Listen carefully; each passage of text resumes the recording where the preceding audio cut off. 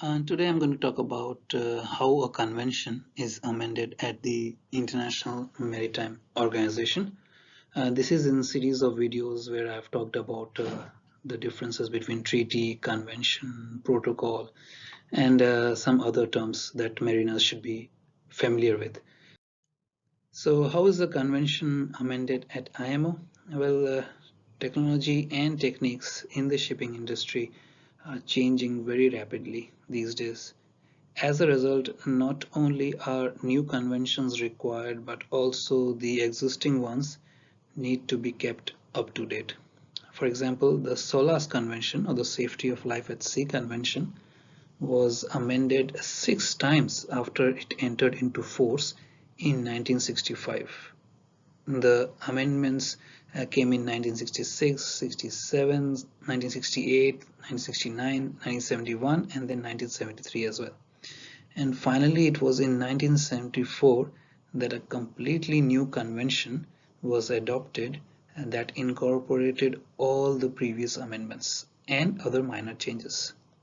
However, even after 1974, the SOLAS Convention has been modified on numerous occasions because a convention must reflect the current environment of the seafaring or the maritime industry or whichever industry it pertains to. There are two ways that a convention is amended at the IMO. The first way is the explicit acceptance. So the normal procedure for adopting amendments to an international treaty is by means of explicit acceptance.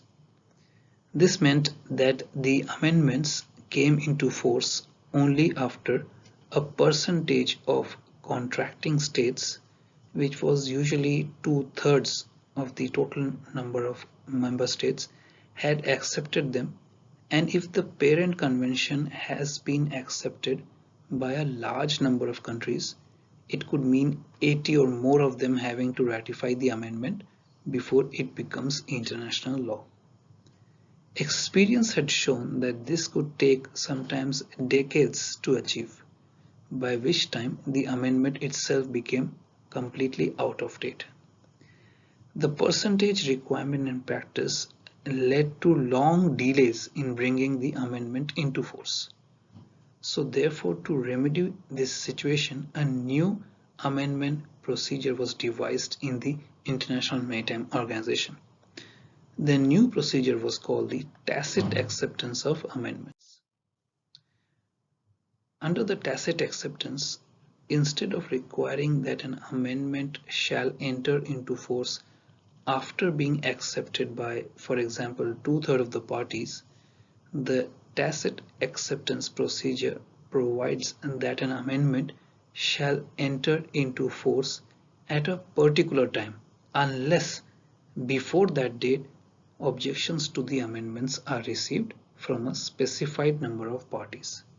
For instance, in the case of the 1974 SOLAS Convention, an amendment to most of the annexes, which constitute the technical parts of the convention, is deemed to have been accepted at the end of 2 years from the date on which it is communicated to contracting governments, unless the amendment is objected to by more than 1/3 of the contracting governments or contracting governments owning not less than 50% of the world's gross merchant tonnage.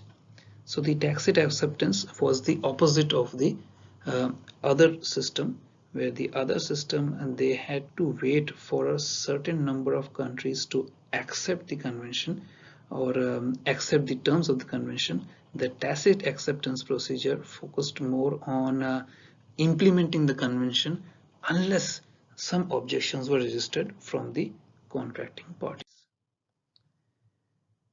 Now the period was varied by the Maritime Safety Committee of the IMO with a minimum limit of 1 year. So the contracting governments were given, say, up to 1 year to register their objections with the terms of the convention. As was accepted or as was expected, the tacit acceptance procedure has greatly speeded up the amendment process. The tacit acceptance procedure means that amendments which are nearly always adopted unanimously enter into force on a set date unless they are specifically rejected by a specified number of countries. Apart from the speed, tacit acceptance also means that everyone involved knows exactly when an amendment will enter into force. Under the old system, however, you never knew until the final acceptance was actually deposited with the International Maritime Organization. Thank you.